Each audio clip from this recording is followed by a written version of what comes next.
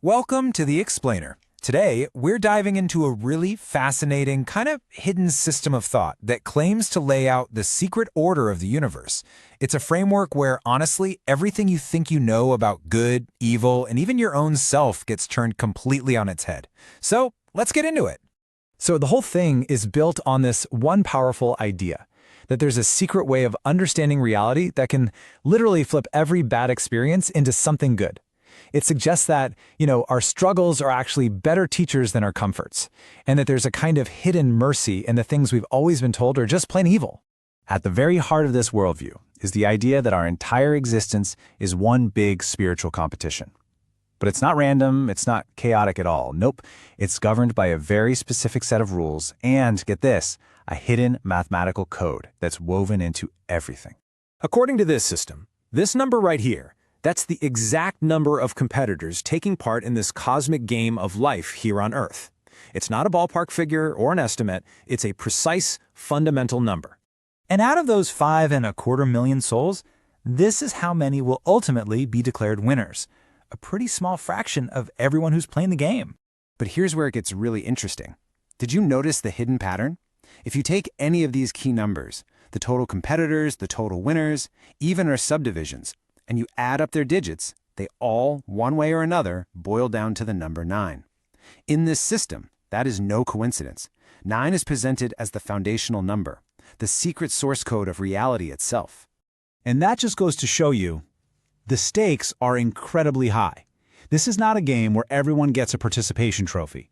The path to winning is really narrow, and the vast, vast majority of people, according to this framework, they just won't make it into that winner's circle.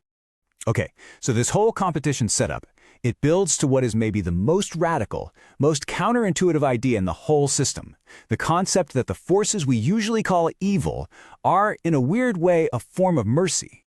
I mean, it's a challenging question, right? It really cuts to the core of what we think of as good and evil. But within this worldview, the enemy keeping people spiritually asleep isn't some cosmic tragedy. It's actually seen as a necessary, almost functional part of the whole competition. The logic here is, well, it's pretty cold, but it makes a strange kind of sense. Think about it. If everyone was awake and competing at their absolute best, the bar for winning would be impossibly high. You'd need to be near perfect. But because the enemy keeps most people distracted and asleep, the few who do manage to wake up have a much, much easier path. Your chances of winning go way up, simply because the competition is thinned out. And this quote just drives that point right home. It's a completely radical reframing. It's saying that this force of spiritual slumber is actually a blessing for those trying to wake up because it clears the path for them to win.